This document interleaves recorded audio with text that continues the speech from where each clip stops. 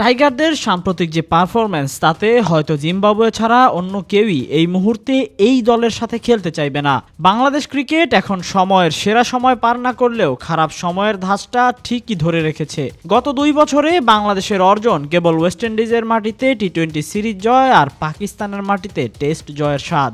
এটার পেছনে কতটা কষ্ট ও ক্লান্ত পরিশ্রমের গল্প শান্তরা শোনাবে তা হয়তো সবারই জানা। তাতে কি নতুন দিনে শান্তরাও নতুন কোনো গল্প নিয়েই হাজির হবে। বাংলাদেশ ক্রিকেট দল সময়ের আগে ব্যাগ গোছাতে জানে, তবে যে সামগ্রী যখন দরকার হয় তার কিছুই তারা নিতে পারে না। এই যে যেমন চ্যাম্পিয়ন্স ট্রফির আগে ৪৫ দিনের বাংলাদেশ প্রিমিয়ার লিগ খেলে তারপর ওয়ানডে ফরম্যাটের জন্য বাংলাদেশ প্রস্তুতি নিয়েছে।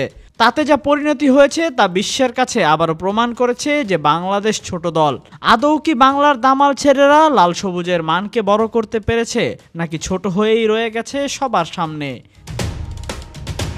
হয়তো সে হিসেব এখন কষে লাভ নেই, কারণ সামনে আবারও শুরু হতে যাচ্ছে বাংলাদেশ বনাম Zimbabwe series.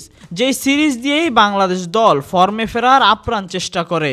Bangladesh cricket board চাইলেই এই সিরিজগুলোতে সিনিয়রদের বিশ্রাম দিয়ে জুনিয়রদের সুযোগ দিতে পারেন, তবে তা আর হয় না।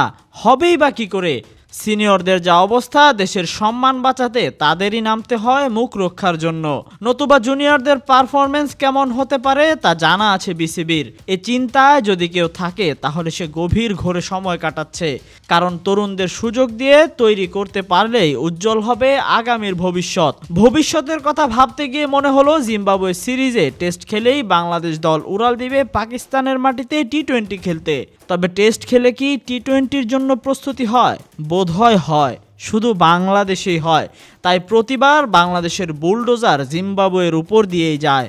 এবারের ঘটনাটা ভিন্ন হতে পারে, সে পর্যন্ত তাই অপেক্ষা করাই শ্রেয় হয়ে থাক।